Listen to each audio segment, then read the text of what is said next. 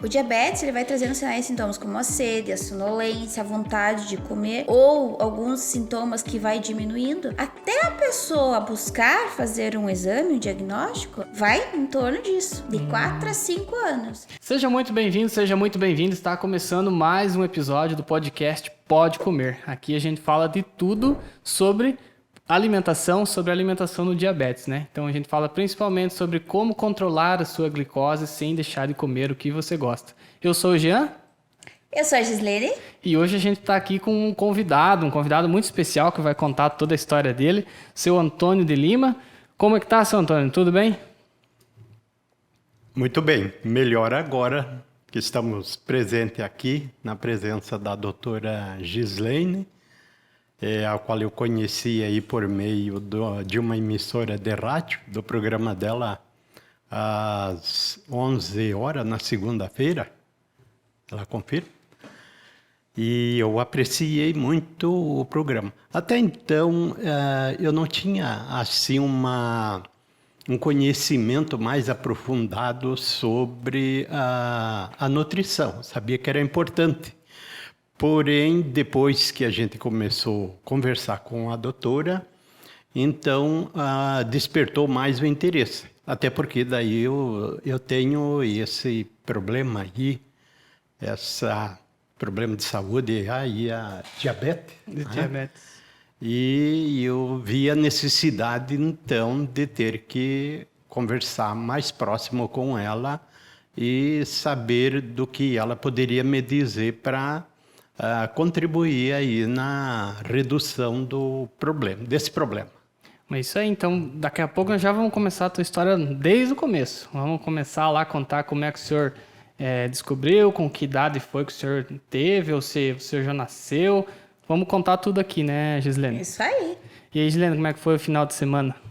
Opa, final de semana que foi bastante estudado, pesquisado e, claro, teve um joguinho de vôlei também para contribuir. Eu sabia que ela ia falar do joguinho de vôlei. Ela gosta, ela é viciada no joguinho. Nem tanto, no final de semana. nem sou tão viciado sim, só pratico todos os dias vôlei. Para quem tá ouvindo a gente grava esse podcast aqui todas as segundas-feiras, então sempre estamos aqui conversando na segunda sobre o vôlei do final de semana, né? Claro, Também jogo junto final com a de gente. semana, né? Mas Cada um tem o seu hobby, aqui é vôlei. Aqui é o vôlei. Mas então vamos lá, vamos contar um pouquinho da história do seu Antônio. O senhor quer contar um pouquinho como é que começou isso na vida do senhor? Com que idade foi? Como é que começou tudo isso? A questão do diabetes. Bem, a respeito de idade, talvez eu já estivesse com esse problema bem antes do conhecimento, da identificação dela. Eu não era assim muito de estar fazendo exames frequentes, não é? E só quando a necessidade pressionava mais. Aí, então, faz aproximadamente de 3 a 4 anos que foi feito os exames de laboratório e então foi identificado que eu tinha esse problema. Como é que é? Patologia, né? Patologia? Patologia. Uhum. E então,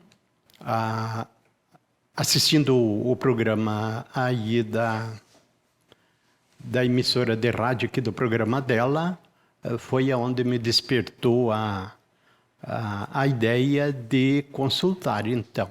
Aí liguei para a rádio me deu o endereço dela e o telefone e conversamos com ela, então foi marcada uma consulta. Sim. Tá? E, a princípio, eu ia fazer apenas uma consulta. Mas depois, segundo as informações dela, então ficou claro que precisava mais consultas, né? Até mesmo a consulta periódica. Precisava de um acompanhamento mais de perto, no caso. Exatamente, né? Mas dependia de outros demais recursos, então não foi possível fazer uma consulta mais de período mais curto aí. Né? Entendi. Então, mas na medida do possível, a gente foi acompanhando as informações da nutricionista, no caso. E, graças a Deus, então, os resultados foram chegando, né? E tem me ajudado bastante no dia a dia aí, né? De viver melhor. O senhor falou que está de 3 a 4 anos que foi diagnosticado? Isso? Sim. O senhor está com quantos anos hoje? 73. 73, então foi diagnosticado há pouco tempo, dá para dizer assim, né? Sim. Em torno de 68, 69 anos, né? E fazer um complemento que é uma característica de muitos homens, inclusive, e portadores de diabetes, de modo geral, tem alguns sinais e sintomas, mas vai passando o tempo, às vezes não percebe que aquela sonolência, às vezes é uma glicose alterada, e vai tendo sinais e sintomas. Como o seu Antônio mencionou, o diabetes ele vai trazendo sinais e sintomas como a sede, a sonolência, a vontade de comer, ou alguns sintomas que vai diminuindo, até a pessoa buscar fazer um exame, um diagnóstico, vai em torno disso, de 4 a 5 anos. É isso que eu ia pedir, essa que era a minha dúvida. Tipo, entre começar a ter sintomas, assim, vamos dizer, quanto tempo que ela se torna algo crítico na vida da pessoa, que ela precisa de atendimento mesmo? Em torno de 4 a 5 anos. É um padrão que se repete isso. Isso, o sinal e sintomas começam lentamente. A sonolência após uma refeição, que às vezes a pessoa acha, eu acabei de comer, tô com sono. Porque eu acabei de comer. Mas não é, às vezes é a glicose que está alterada, uma hiperglicemia que a gente fala, e é a falta de insulina. Ou, eu tomo muita água, eu tenho muita sede, que bom. Mas o que bom, às vezes, por trás, pode ser uma glicose descompensada também. Então, com isso, vai prejudicando ao longo do tempo outros sinais e sintomas. Aí que começa a aparecer a visão embaçada, um dente que começa a doer, acaba tendo inflamação, né? Uma infecção num corte que demora a cicatrizar. Então, é aí que são sinais e sintomas um pouco mais críticos, que faz a pessoa parar. Esses sinais estão me chamando mais atenção. Então tem uma diferença entre sinais, assim, vamos dizer, mais leves, que seria o comecinho, e quando tá mais complicado. Mesmo, Quando por já exemplo, tá mais avançado. A cicatrização, que nem você falou, né? Principalmente. Começa a demorar um pouco mais, é um sinal de alerta bem, bem grave, então. Exato. E como eu falou, já com 4, 5 anos ele já identificou. E até quero complementar uma pergunta, o que fez o senhor ir fazer o exame? O que fez o senhor tomar a decisão? Agora eu tô precisando fazer um exame, alguma coisa não tá certa. Outros fatores, fatores físicos. Fatores físicos, devido a profissão que eu exerci por mais tempo, era uma profissão bastante fatigante. Aí houve a necessidade de fisioterapias, mas a médica entendeu que era necessário fazer mais exames. Aí ela acrescentou esse exame aí da glicose. E aí constatou, né? Esses outros exames feitos aí, que se fazia na praça, por aí, nunca deu uma glicose elevada. Mas nesse exame daí ficou claro que estava com a diabetes. Qual que é a diferença desse exame que ele falou, esse que é o exame rápido, né, com o teste rápido, e esse outro exame que ele fez? O que ele fez e que a gente faz, o teste da praça que fala, que tem enfermeiro, tem nutricionista, farmacêuticos realizando, é aquele que faz um furinho na pontinha do dedo, coleta uma gotinha de sangue e coloca no aparelho. O que acontece? A maioria das pessoas que vão fazer esse exame vão em jejum, né? Vão em jejum por uma orientação padrão e geralmente a glicose vai dar boa, porque tá em jejum, há quantas horas sem se alimentar, então a glicose vai dar mais baixa, que é o mesmo teste que fazem na unidade básica de saúde, certo?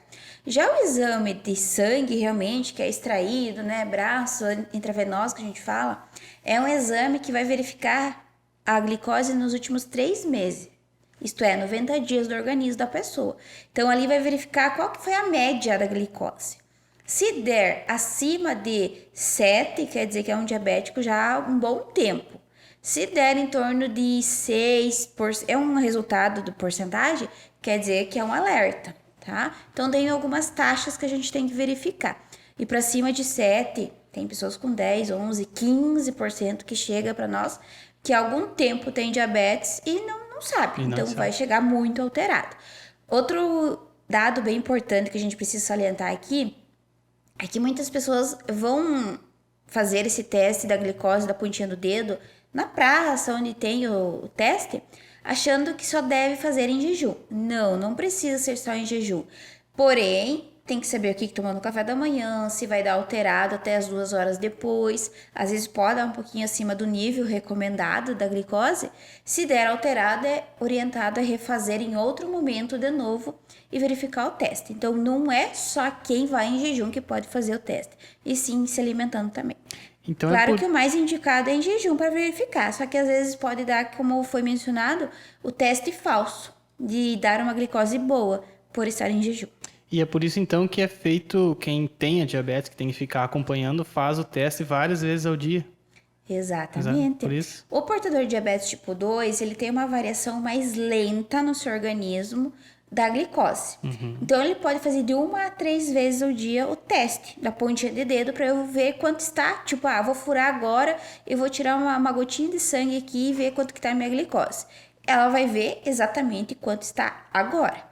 Já o diabetes tipo 1 tem uma variação muito maior, uma montanha-russa muito maior durante o dia a dia da nossa glicose. Então, a verificação varia de 6 a 12 vezes ao dia. 6 a 12 vezes ao dia é bastante furinho no dedo, né? É furinho no dedinho, é de chegar a perder as digitais. Hoje, a tecnologia que vem nos ajudando, quem consegue adquirir sensores que a gente aplica na pele, e troca o sensor a cada 15 dias. E aí vai pegar o sensor, vai passar perto ali da verificação e não precisa furar tantas vezes o dedo e pode ver quantas vezes quiser ao dia a glicose. Porém, não é uma realidade de todos os diabéticos em poder adquirir esse sensor hoje. É isso que eu ia perguntar. Provavelmente ele é um valor mais alto, assim, esse sensor, né? Do que fazer o teste do furinho. Até aqui a gente tem o aparelho, né? Então, o aparelho, eu vou extrair uma gotinha de sangue, eu vou pingar aqui e ele vai dar o resultado para mim. Já o sensor, eu tenho que trocar ele em média a cada 14, 15 dias, fica no meu braço acoplado. Porém, o custo dele hoje varia de 500 a 600 reais mês. Então, a gente pode ver que não é todos os portadores de diabetes que vai ter, para se manter nesse processo com esse custo. Mas, seu Antônio, então, conta pra gente qual que é o tipo de diabetes que o senhor tem? Ela é a tipo 1 ou é a tipo 2? É a tipo 2, eu acho. Isso aí, tá lembrado. Perdão. Mas só para lembrar, então, que houve um longo período desse teste feito na praça, na rua, e depois o exame oficial no médico, no teve uma distância grande entre os dois. Dentro desse período aí, então, é possível que ela tenha surgido aí, no caso, né, a diabetes. Alterar. Eu suspeitava sempre da água que eu tomava, né? E então, e mais outras coisas, né? Então, que pode ter contribuído para o surgimento dessa doença, no caso, né? Mas eu quero também acrescentar outro bom resultado da consulta com a doutora é que, por exemplo, como que eu tomava água, a quantidade de água e qual era a regularidade de se tomar a água, né? Então, era bastante desregular como eu tomava água. Às vezes eu tomava demais, reunindo num curto tempo ali, no caso, né? E às vezes passava muitas horas sem tomar um gole de água. Sem tomar água, né? E depois, quando ia tomar, aí tomava demais, né? É. Então, a doutora orientou tudo como que a água é muito importante, bastante importante. Então, tive um resultado muito bom aí no aparelho urinário também. E deve ter contribuído também aí nessa parte aí da diabetes também. No controle da glicose, né? E se sentir Isso. melhor. Isso que eu ia perguntar pro senhor, o que trouxe mais de transformação na vida do senhor? Esse foi um bom exemplo, né? Então já controlou ali, já aprendeu. É até engraçado falar isso, né? A gente aprendeu a tomar água, né, seu Antônio? Eu também, às vezes eu dou risada disso, porque às vezes eu também faço isso. Tá? Faz muito exercício físico, toma lá 1 litro de água numa manhã. Aí tem manhã inteira que eu passo sem tomar nem passo perto da água. Já é uma coisa que eu vou me alertar um pouco. Viu? O senhor já ensinou o Jean ali, ó, viu a dica? Já aprendi alguma coisa.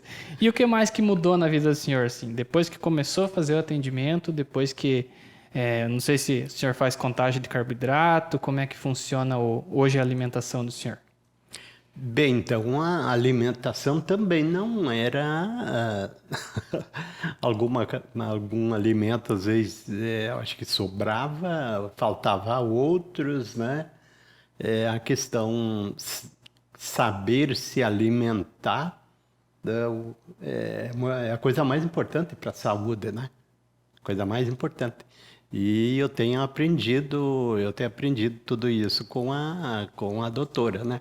Por exemplo, aí um certo tempo houve a necessidade, porque eu sempre tive a pedra na vesícula por 2 ou 3 vezes e fiz uns tratamentos lá e melhorou.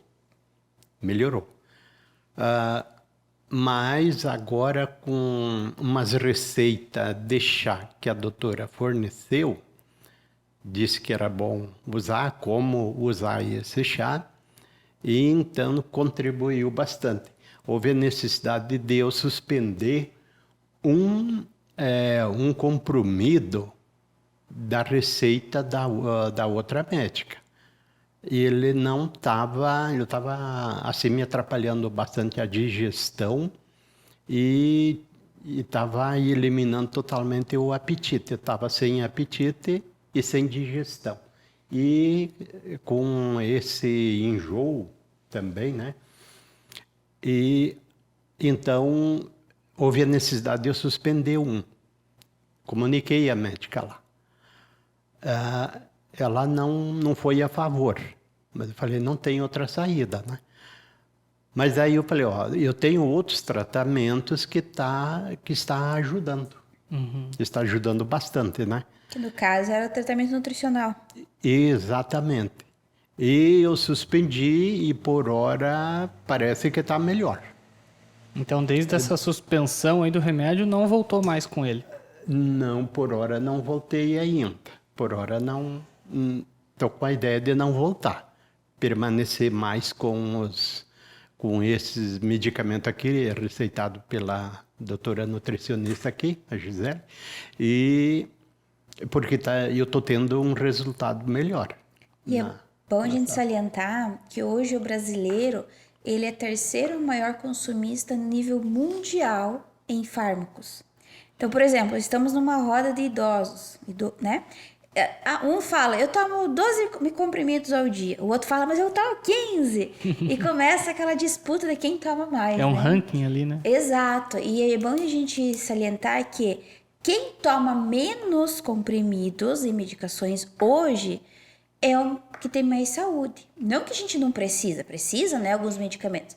Só que o quê? A pessoa tá com dor de cabeça, vai tomar um comprimidinho. Tá com uma dorzinha de estômago, vai tomar um outro comprimidinho. Aí quando tá com uma azia, dele um remédio lá pra azia. E isso vai acumulando dia a dia. Só que as pessoas esquecem que um remédio vai afetando outra coisa. E esquece que a gente tem a medicação em alimentos todos os dias. Porque o nosso alimento, ele é nosso medicamento deixado pela natureza.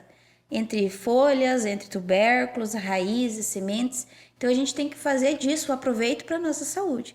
e fazer essa substituição aos poucos.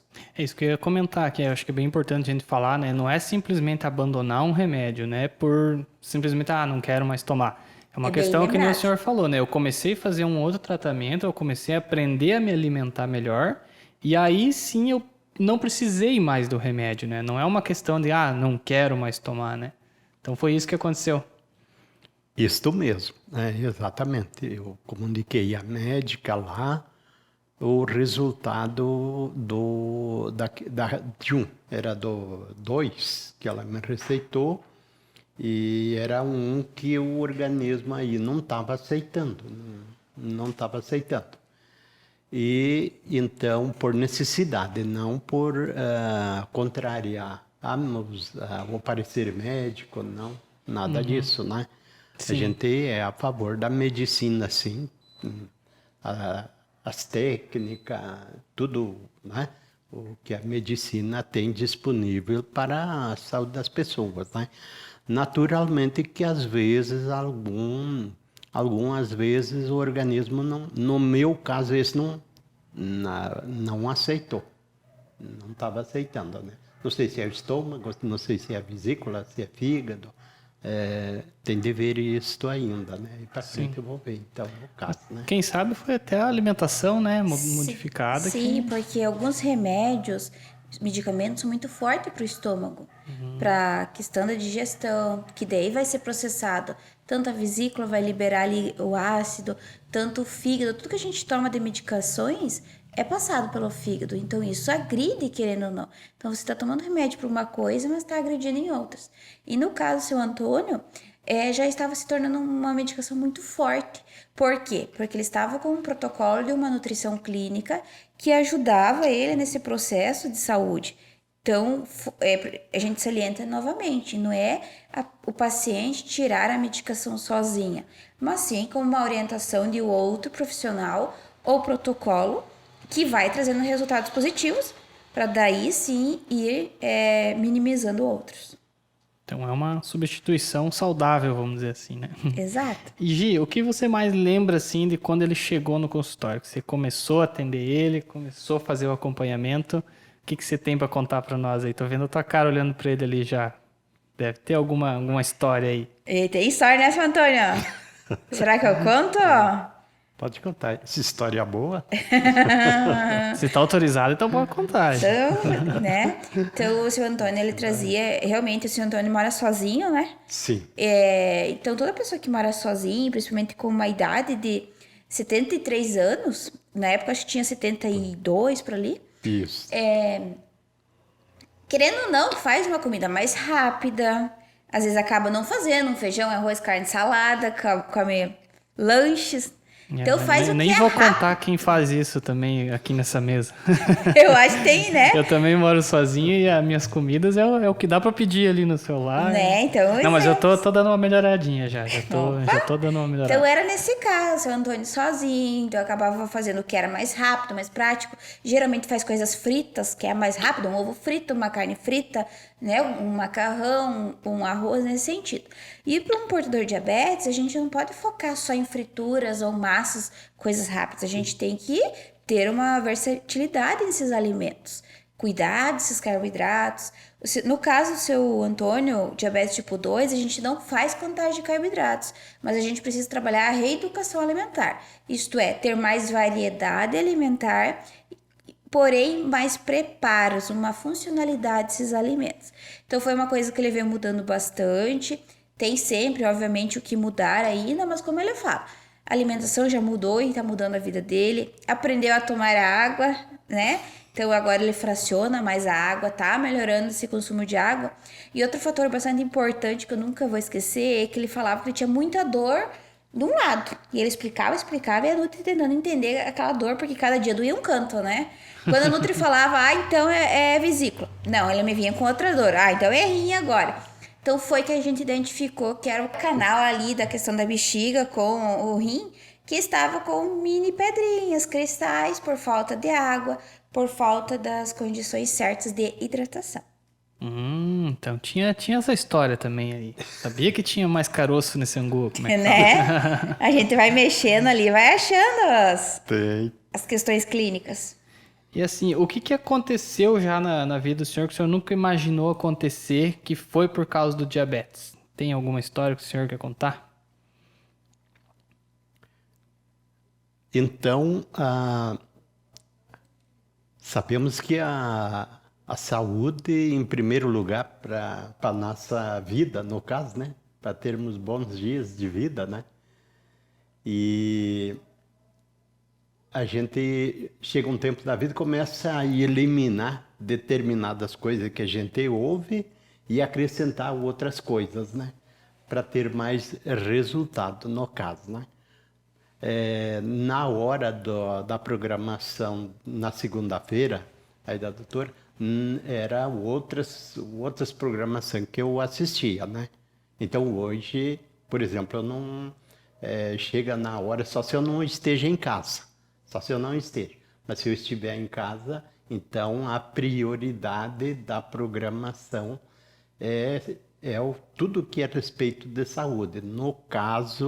Nesse caso, então, eu dou prioridade para o programa da doutora Gisele, no caso, né? Chega o horário e tá lá com o radinho ligado, então, ouvindo a programação. É um fã então já, Juliana. Viu? Meu fã número 1. Tá de montar um... Como que é? Um clube Um clube, fazer um clube dos fãs. dos fãs. Não. Então assim, né? Quanto mais a gente aprender o que é bom, naturalmente que a vida vai melhorar, né? Vai melhorando. Eu acho que tem um ponto bem diferente que a gente pode abordar com o seu Antônio, é da profissão que ele exerceu por muitos anos. Que eu sempre falo o quanto isso eu admiro nele e ele fez por muitos anos para outras pessoas. Não é mesmo? Aí em grandes e outro, ele já vai contar um pouquinho o que ele trabalhava. E daí ele teve que parar e ouvir a Nutri falar em comida. Eu lembro da primeira consulta, que ele falou, não, mas eu ouvindo e ter que fazer, cuidar da minha alimentação. O que era que o senhor trabalhava? Fala para nós. Então, uma das profissões que eu mais exerci é de culinária mesmo, né? Mais direcionado em cozinhas industriais, né? Cozinhas industriais. E nas últimas cozinhas industriais, por exemplo, que a gente exerceu a função, era com nutricionista. No começo não era. Mas depois, mais interessante, nunca me despertou a curiosidade de conversar com a nutricionista nessa área, né? E então, foi a profissão que a gente mais exerceu. A culinária não era exatamente a profissão que eu queria ter aprendido. Mas como aconteceu, aí porque pela passagem que eu tive no Exército, aí o pessoal me convidava para ir trabalhar, ajudar lá, e eu como voluntário, então ia dar uma mão pro pessoal lá no rancho. Querendo ou não, então ele devia ter aquela mão de cozinheiro, né? Porque quem vai no quartel tem que aprender a fazer tal do tropeiro, careteiro, tem que fazer muita coisa, né? E ele foi até para as navegações na culinária, não foi? Mas aqui fiquei um período aqui no sudoeste do Paraná e o oeste ali, mais nas usinas do Rio Iguaçu, e um período lá na Grande Porto Alegre, depois que eu mudei de empresa daí no caso, né? Lá na Grande Porto Alegre. Então, mas aonde eu melhorei a qualificação, então foi depois que eu mesmo saí do Exército e que eu consegui O meu projeto era seguir carreira no Exército, fazer cursos lá, né? E quando eu estava mais ou menos preparado, tinha estudado um pouco mais, houve redução da idade para a carreira militar. Então, aí eu, para ficar assim, podia permanecer como soldado, mas daí o salário era um pouco reduzido. Então, fui lá onde outros amigos já tinham ido na frente, né?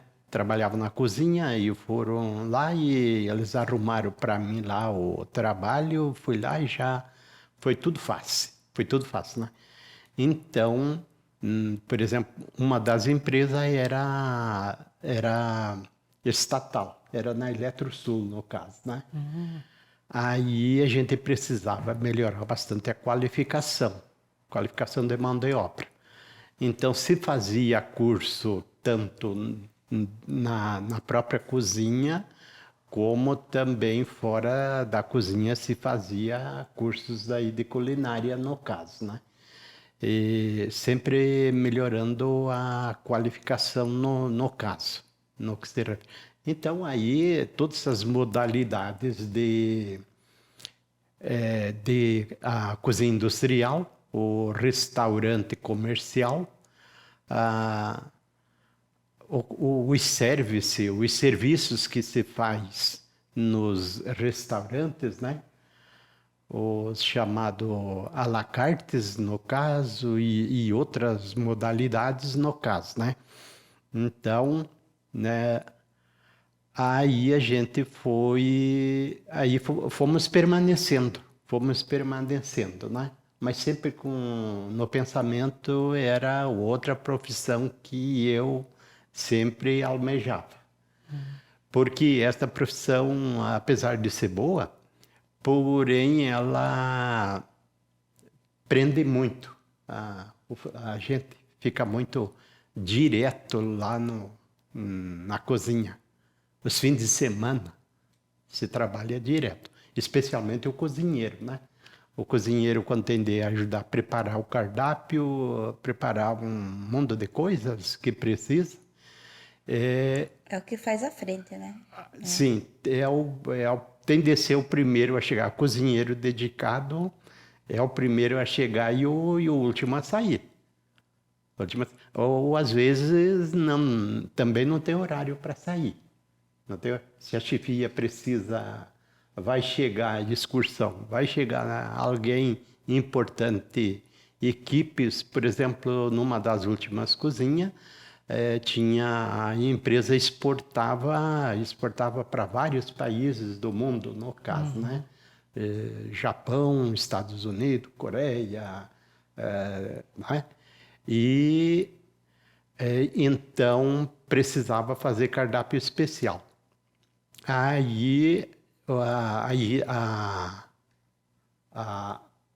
Esqueci agora, o pessoal que vem a equipe que vem dos importadores, né? Dos importadores, não tem horário certo para chegar. Mas tem de estar com a cozinha mais ou menos preparada para quando eles chegarem fazer a sua refeição daí, no caso, né? Legal, é uma experiência e tanto, né? E o senhor trabalhou até que idade nessa atividade da cozinha? Faz 20 anos que vim... Deixa eu oficializar aqui nada. Sim, aproximadamente 20 anos. Então o senhor parou em torno de 55, por aí o senhor já parou? Isso mesmo. Isso mesmo. E dessa idade, dos 55 até o primeiro diagnóstico aqui da diabetes, o senhor não identificava nenhum sintomas do que seria uma diabetes, assim, não tinha, estava tudo bem? Isso. Até 4, 5 anos atrás, eu estava sentindo problemas na saúde, mas nunca eu... Mas dos 55 até os 65, por ali... Não sentia nada assim de diferente até os 68? Não, eu já sentia problemas na saúde.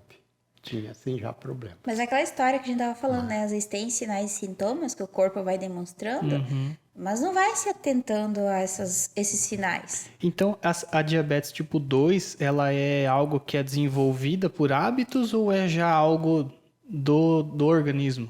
Como é que funciona, ela vai sendo gente? desenvolvida. O pâncreas, o corpo vai trazendo sinais muito mais do que comparado ao diabetes tipo 1. O diabetes tipo 1 é mais agressivo os sinais, tá? Porque do dia para a noite ou da noite para o dia o pâncreas para. Já o diabetes tipo 2, ele vai tendo resistência à insulina aos poucos.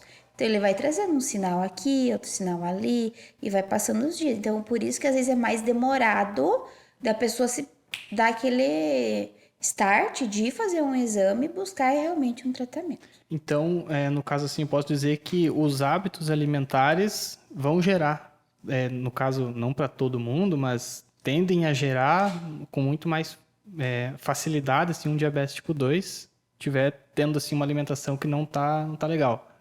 O diabetes tipo 2, qual que é a origem dele? É a má alimentação e sedentarismo. Uma alimentação. Então, por isso que ele surge em adultos e pessoas de terceira idade. Então, a maioria das pessoas, eu não tenho em números hoje, mas a maior parte da população é diabético tipo 2, devido a essa soma de sedentarismo e os maus hábitos da alimentação, que vão trazendo. E vai tendo sinais e sintomas, mas a pessoa não vai se atentando a esses sinais. Ainda bem que eu voltei pra academia semana passada.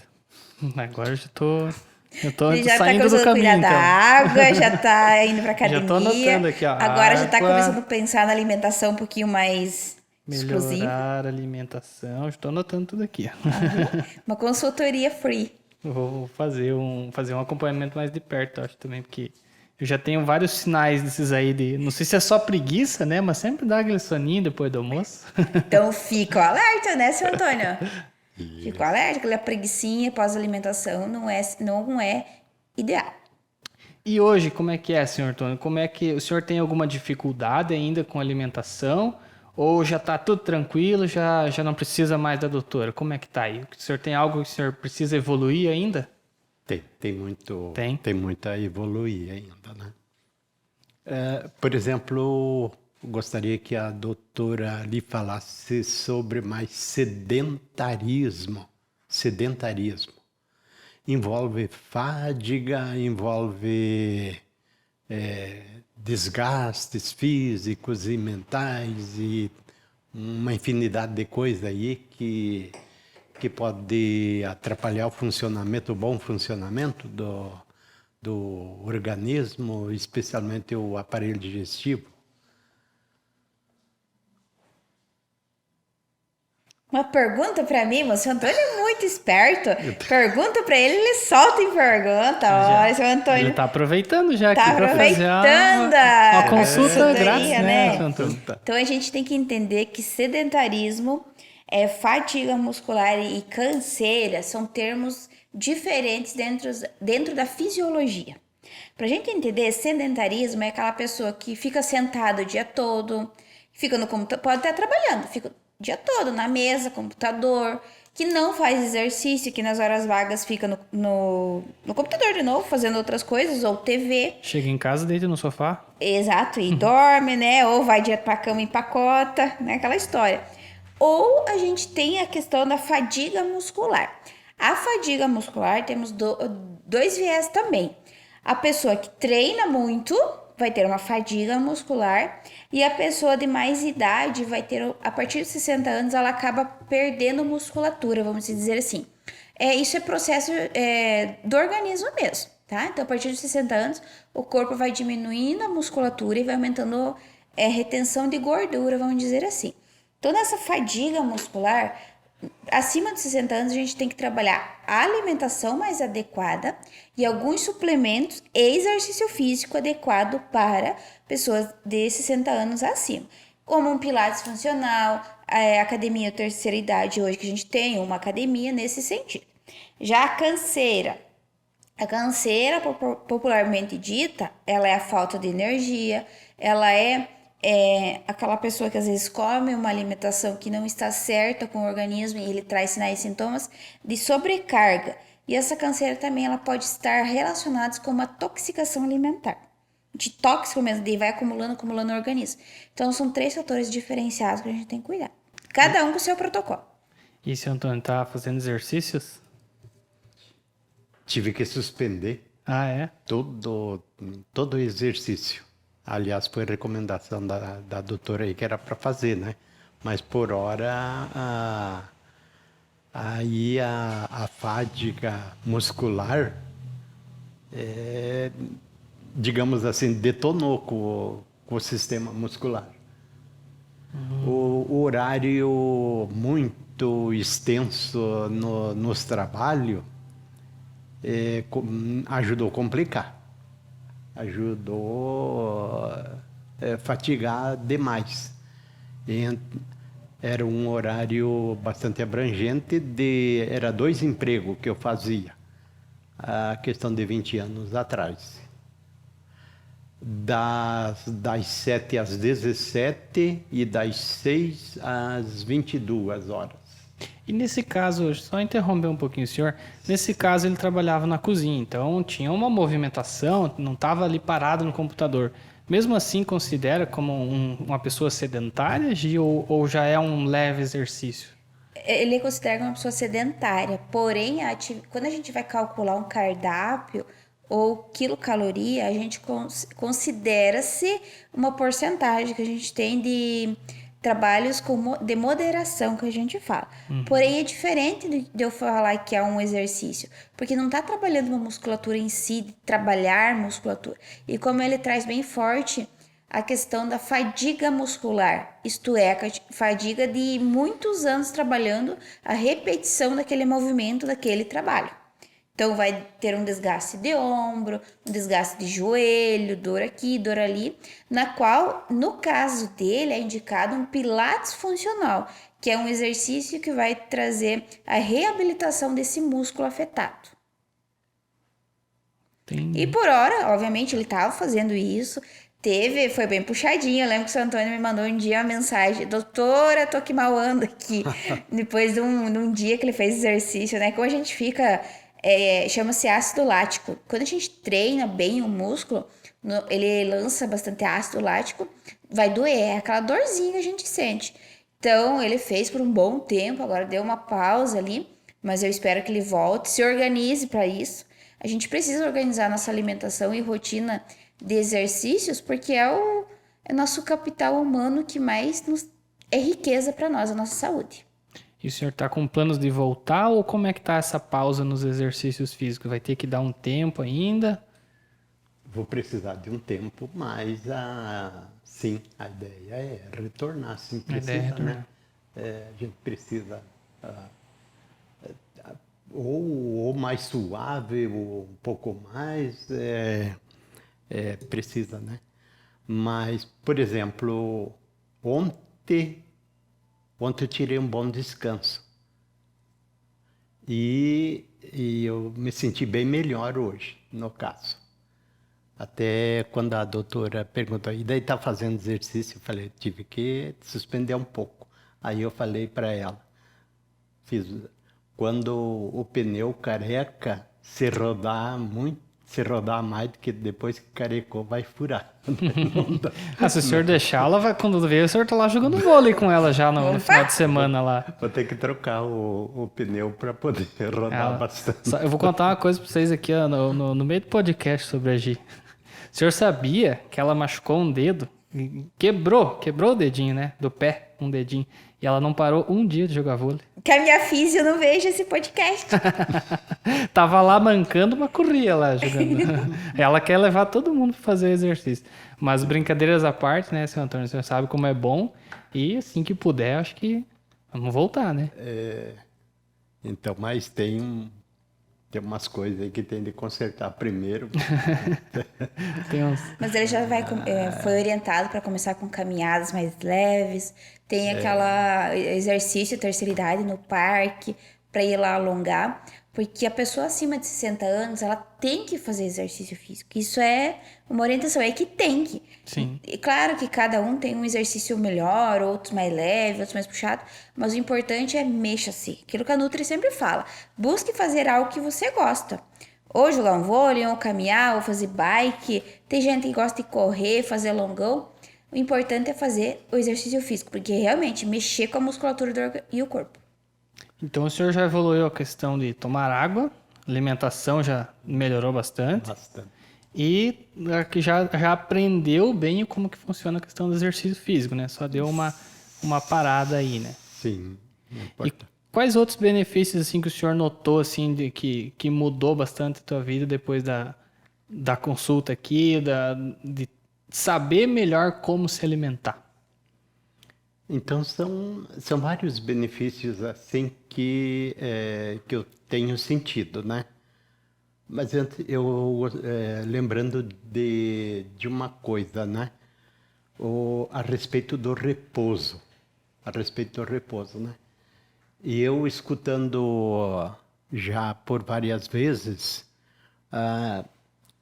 o pessoal aí que dá suas informações sobre o horário normal, conforme a fase de idade, para repousar, que é tão importante como a água, né? Sim. E falando, quando falaram da média de horário que a pessoa precisa repousar, eu tive fazendo umas contas e uma comparação da minha média de repouso durante a vida, estava muito, muito abaixo. Estava muito abaixo. Pouco E sono. mais cedo ou mais tarde, esse sono acumulado influencia nosso corpo, né? Estava muito aquém do normal, do que deve ser. Por conta do trabalho que estava puxado. Por conta do trabalho em primeiro lugar, mas alguns outros descuido também, né? Alguns outros descuidos. Às vezes poderia ir dormir e às vezes ficava assistindo alguma programação, ou aceitava um convite para algum encontro, alguma coisa, né? Acho que o senhor estava indo para umas festas hein, à noite, será que não é isso também? Acho que é isso aí que estava dormindo pouco, então. Muito pouco. Então, assim, e tudo isso contribuiu para o esqueleto hoje estar reclamando. Tá reclamando. E fazer Tá se uma queixando. pontuação aí na questão do sono. Hoje a gente tem uma referência pela Organização Mundial da Saúde que o ideal é 8 horas de sono dia, hora padrão. Tem pessoas que dormem 6 horas e se sentem muito bem. Tem pessoas que precisam dormir a média de 10 horas ao dia. Eu acho que eu me enquadro aí, nas 10 horas. Porque, pra mim, poucas horas. E realmente, uma experiência minha, eu fiz 2 graduações ao mesmo tempo, 2 faculdades. Então, eu passei 6 anos da minha vida dormindo também, entre 4 horas, 5, quando não 3 por noite. Isso, quando eu terminei a faculdade, o meu corpo também padeceu bastante. Então, imagina a senhora Dona que ficou 20 e poucos anos, né, que ela mencionou ali naquele trabalho e rotina do sono. Isso, o sono, ele agride muito o nosso organismo. Pela questão do cortisol, a questão da endorfina, entre outros hormônios. E pode desencadear até influenciar no diabetes. Então, é todo um processo bioquímico e fisiológico, mas que pode desencadear sim no diabetes tipo 2. Então, pode ser aí já uns sinais que ele vem falando, que veio sentindo, até descobrir o diabetes tipo 2. Isso é muito legal para quem está ouvindo a gente entender de uma vez por todas, né, Gi, que esse tipo de diabetes específico, tipo 2, ele é desenvolvido. Então, se começa a olhar os teus hábitos, sono, começa a olhar a alimentação, começa a olhar, eu faço exercício ou não faço? Eu só faço festa, só tô ali tomando uma cervejinha. Não é problema nenhum tomar uma, duas, Por que né? que Agora, você, quando fala com um jovem, vamos falar jovem de 25, 30, 35 anos, Mas que é peraí aquela que eu- pessoa que começa... me encaixei no jovem ainda. Então, presta Ainda atenção tô na jovem. pergunta, olha a análise. Aquela pessoa que começa a fazer festa na sexta-feira, para só no domingo à noite, e é aquela pessoa que fala assim, mas eu só tomo cervejinha, eu só tomo caipirinha. E não é de comer muito, mas é a pessoa que mais tem gordura visceral. Por quê? Porque são bebidas altamente fontes de glicose. Cerveja é feito do quê? Sim, tem muito glicose. Entende? Então, caipirinha, o que vai dentro da caipirinha? Não vai 1 quilo de açúcar quase fazer uma caipirinha? Então, são bebidas de alto índice glicêmico que vai se mantendo e armazenando-se no corpo e vai desenvolver um diabetes tipo 2. Então, por isso que muitos jovens adultos hoje estão desenvolvendo diabetes tipo 2. Então, liga uma alimentação com muito açúcar, sem queimar no exercício. Então, vai somando todos esses fatores, né? Daí não Somando toma aí. água, daí não dorme direito. E aí chega lá nos nos 68, né, seu Antônio? E aí tem que fazer o exame e descobre que tem que se cuidar bem mais do que não se cuidou a vida toda daí, né? Exatamente. Então me conta, senhor Antônio, como é que foi o processo do senhor dessa reeducação alimentar? Foi difícil assim? Foi muito diferente do que o senhor vinha comendo? Ou foi algo assim, cada semana eu vou conseguindo fazer uma coisa nova, tá tranquilo? Como é que foi para o senhor? Não foi nada difícil, né? Não, porque da maneira que a doutora ensina, não tem como a gente rejeitar qualquer parte, né? Nossa, Não tem. isso aí foi... Fica fácil, né? Aí também o período que a gente trabalhou, a gente sabe que a saúde não é questão de gostar ou não gostar desse ou daquele alimento. O alimento estando saudável, faz bem para a saúde. Nós temos que se alimentar pelo valor nutritivo dos alimentos e não porque eu gosto ou não gosto, né? Não é o gosto da saliva ali que nós vamos se sujeitar. Eu, no meu caso, na minha educação pessoal, no caso, né? Então, eu entendo assim, né? Sim. Eu não tenho, por exemplo, dizer, eu não gosto desse alimento, não gosto daquele, né? Até porque em outras partes da Bíblia, por exemplo, nós temos que tudo que Deus fez é para o nosso bem, né? Mas e a questão gostar ou não, então isso aí fica em Cabe a segundo. nós até que seguir, né? Exatamente. É aquilo que a Nutri fala muito. Uma criança que vai escolher o que ela quer comer. Um adulto, ele faz o que tem que ser feito. Por mais que, às vezes, um alimento... eu não gosto de tal coisa. Uma coisa muito comum. Eu não gosto de comer brócolis. Eu não gosto de comer fruta todos os dias. Mas é importante, é saudável. Sim. A gente tem que consumir, né? E outra, aqui eu vou falar por mim mesmo. Eu sempre fui muito enjoada, não tenho nem vergonha de falar isso aí. Eu sempre fui aquela criança chata, terrível. Não gosto Aquela que tirava os temperinhos do prato. Quando era criança eu não gostava de pizza, porque eu via aquilo assim, é muita coisa estranha ali, eu não sei o que tem aí dentro, eu não vou comer isso aí. Eu era desse nível aí, eu não comia nada que eu não tivesse certeza, assim, não, isso aí eu vou gostar, o cheiro tá bom, não sei o que. E aí, claro, depois de uma idade a gente começa a aprender, né? Mas um exemplo, vocês vão dar risada, uma coisa que eu vou falar aqui. Eu não gostava de tomate. Não conseguia, assim, pra mim era impossível mastigar um tomate. E aí, como o senhor falou, eu pesquisei lá, o tomate é muito bom, tem muita coisa boa lá pra saúde. E aí eu comecei a ver formas de preparar aquilo para eu comer. Então, muita gente gosta de comer cru, né? Que é a chamada técnica dietética. Exatamente. Tu aprender formas de preparar a comida vai tornar aquilo mais fácil de comer. Então, não quer dizer que tu... comer tomate. Então, tem que pegar um tomate e mastigar igual uma maçã, né? Não é bem assim, né? Claro que é um exemplo bem básico esse, mas para muitas outras coisas também funciona, né? E o importante é que a técnica dietética que a gente fala é você pegar um mesmo alimento e preparar de várias formas. Eu ensino muito para as mães e pais que são cuidadores de crianças. Meu filho não come brócolis, mas a gente não precisa dar o brócolis em si cozido para ele. A gente pode fazer uma pizza de brócolis, pode fazer algo utilizando o brócolis bem cozidinho, amassadinho, como a massinha em si. A gente pode utilizar em sucos, batidas. Tem uma pesquisa, inclusive, que eu fiz, que era elaboração de biscoitos, onde a gente aplicou numa escolinha, que era de beterraba, outro de couve e a outra era de cenoura. Quando a gente aplicou falando que era biscoito de chocolate, outro era o biscoito lá do Hulk e outro era o biscoito do coelho, comeram tudo aqueles biscoitinhos, as crianças. Quando a gente reaplicou aquela pesquisa, aqueles biscoitos em outro momento e falando que era o biscoito de beterraba, biscoito de cenoura e biscoito da couve, não teve aceitação. Então, vale muito os pais entenderem como está sendo o modo de falar ou preparar aquele alimento. Então, para o senhor, no caso, foi bem fácil fazer essa adaptação. O que o senhor teve que modificar lá? Foi questão de quantidade de alimentos ou hora do dia? Como é que foi? Então, não tive dificuldades, né? mas alguma coisa eu mudei mesmo, né? Alguma coisa eu mudei. Bem, quanto frituras, eu já tinha feito determinadas restrições, já há tempo estava fazendo, devido a alguns fatores de gastrite. E então eu já estava evitando frituras, né? Alimentos muito quentes, muito gelado, e esses eu fui eliminando também, né?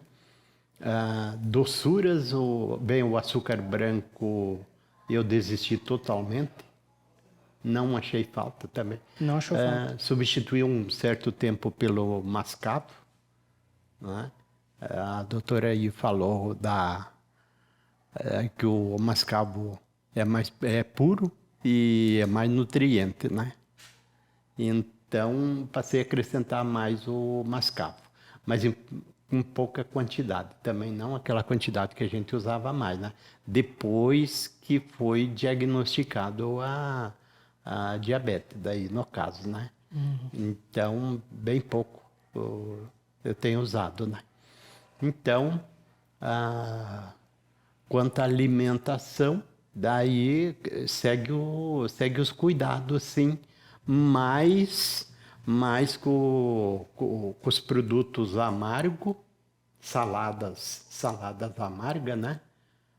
De entrada, sempre de entrada, não junto com o prato quente, né? Sempre primeiro o amargo para contribuir com a digestão. Mas uma coisa que eu aprendi hoje aí, que eu não sabia. A gente fala dentro da gastronomia, vindo de encontro com o seu Antônio, né?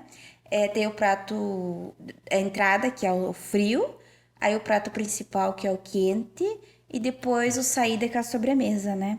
Então, primeiro, o ideal é a gente se servir num restaurante ou em casa, as saladas, ou coisas frias. E daí depois a gente ir para os carboidratos e carnes. Por quê? Porque isso vai gerar mais saciedade. Quando você vai pegar o prato quente em si, que é a refeição pesada, você vai pegar bem menos. E isso faz contribuir com o controle da glicose, controle do peso e entre outras doenças. E o mais leve, sempre primeiro também, o mais leve, né? O que demora mais a digestão. A fibra sempre primeiro, né? Que é... O seu Antônio trouxe um ponto aqui bem interessante para a gente salientar, que foi fácil ele seguir a alimentação. O que faz uma pessoa ser fácil ao seguir uma alimentação? É a didática de como o nutricionista vai trabalhar aquilo. Então, dentro da minha formação como nutricionista, sou pedagoga. E então, toda vez que um paciente vem, eu vou fazer uma avaliação inicial. Dentro dessa avaliação inicial, eu vou identificar o que aquela pessoa gosta, o que aquela pessoa não gosta, o que ela come e o que ela não come de jeito nenhum. E eu vou traçar uma didática de como eu vou trabalhar e lidar com essa pessoa. Então, é o meu trabalho e dever organizar isso. Você, quando recebe um plano alimentar, vai se tornar fácil. Por isso que a gente consegue ter muito mais resultados e esse é o nosso grande diferencial aqui. Nossa, que legal. Então, tá atestado e provado que é assim mesmo, seu Antônio. Sim, testado e bem provado que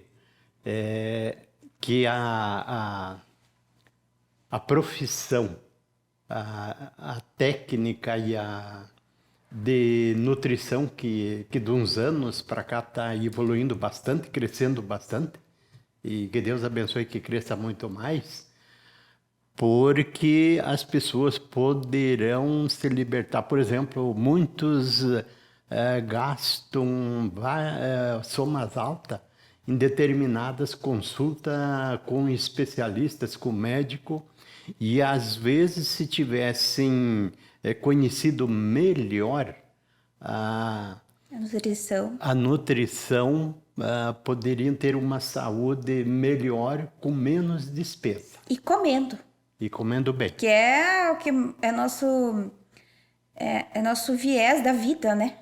Nossa fonte primária. Como diria aquela menininha do meme lá, a boca foi feita para comer, né? Então a gente tem que comer bem, né, seu Antônio? Comer bem, falar a palavra certa, comer bem. Tudo a partir da boca, daí né, dos dentes ali. Mas então vamos lá, vamos se encaminhando para o final aí. A gente já tá aí, já alugamos o senhor aí 1 hora quase já falando. Qual que é a palavra final do senhor para quem não está se cuidando com a diabetes, que não está tendo atenção nos sintomas, não cuida bem da alimentação? O que o senhor diria para o seu Antônio de 20 anos atrás? Então, eu recomendo que todos, que as pessoas, mesmo que esteja bem de saúde, mas sempre buscar mais conhecimento sobre saúde. E profissionais nessa área, hoje nós temos profissionais bastante competentes, né? E que vão dar boas orientações. Aqui podemos falar aqui da doutora Gislaine, né?